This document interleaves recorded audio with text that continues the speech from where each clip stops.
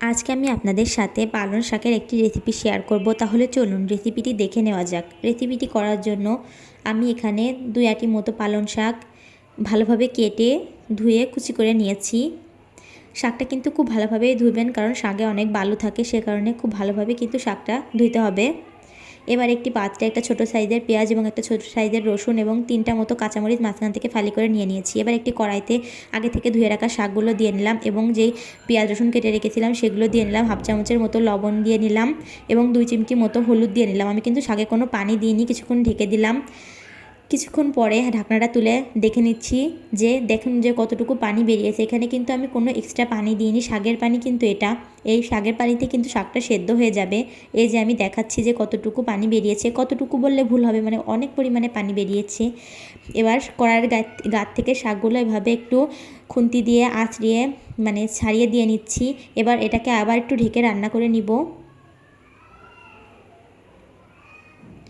এই যে এবার এটাকে আর একটু ঢেকে রান্না করে নিলাম।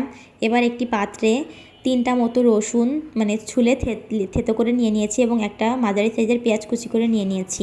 এবার শাকটার ঢাকনাটা খুলে এটা কিন্তু আর আমি ঢেকে দিব না, এই পানিটা কিন্তু পুরোপুরি শুকিয়ে নিতে হবে।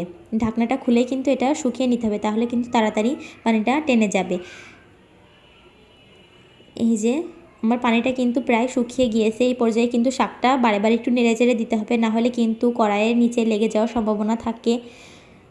ননস্টিকের কড়াই হলে তো লেগে যাওয়ার সম্ভাবনা নাই, কিন্তু আমরা যেই অ্যালুমিনিয়ামের কড়াইটা ইউজ করি সেগুলোই কিন্তু লেগে যাওয়ার সম্ভাবনা থাকে, তাই এটা কিন্তু বারবার নেড়ে দিতে হবে। এই দেখতে পাচ্ছেন যে শাকে কিন্তু আর কোনো পানি নেই, আমি একটু চেপে দেখালাম। এবার কিন্তু শাকটাকে নামিয়ে নিব। এই যে শাকটাকে একটা পাত্রে নামিয়ে নিয়েছি। এবার কড়াইতে একটু সামান্য পরিমাণে সয়াবিন তেল দিয়ে নিয়েছি এবং আগে থেকে কুচি করে রাখা পেঁয়াজ দিয়ে নিয়েছি। কিছুক্ষণ নাড়াচাড়া করে থেতলিয়ে যে রসুনটা রেখেছিলাম সেটা দিয়ে নিলাম। এটাকে ব্রাউন কালার করে ভেজে নিতে হবে। শাকে কিন্তু পেঁয়াজ রসুনের পরিমাণটা একটু বেশি হলে খেতে ভালো লাগে। এখানে আপনারা চাইলে ছোট যে কুচো চিংড়িটা আছে সেগুলো কিন্তু অ্যাড করতে পারেন, সেক্ষেত্রে কিন্তু পেঁয়াজের সাথেই কিন্তু চিংড়িটা দিবেন। আমি এখানে কোনো চিংড়ি মাছ দিইনি। এবার পেঁয়াজ রসুনটা ব্রাউন কালার হয়ে গেলে এখানে দিয়ে নিলাম আগে থেকে যে শাকটা সেদ্ধ করে রেখেছিলাম সেটা দিয়ে নিলাম। এটা দিয়ে একটু নাড়াচাড়া করেই কিন্তু আমি এটা নামিয়ে নিব। এটা কিন্তু খেতে অসম্ভব মজা, আপনারা যদি ট্রাই করে থাকেন অবশ্যই কিন্তু আমাকে জানাবেন। আমার শাকটা কিন্তু প্রায় হয়ে গিয়েছে।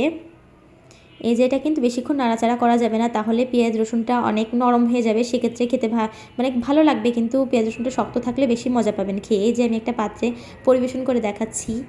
এই যে দেখতে পাচ্ছেন যে কেমন হয়েছে। যদি রেসিপিটি ভালো লেগে থাকে তাহলে অবশ্যই আমার চ্যানেলটি সাবস্ক্রাইব করে পাশে থাকার অনুরোধ রইল। আর যদি ট্রাই করে থাকেন অবশ্যই কিন্তু আমাকে জানাবেন যে রেসিপিটি কেমন হয়েছে। ধন্যবাদ সবাইকে রেসিপিটি মনোযোগ সহকারে দেখার জন্য।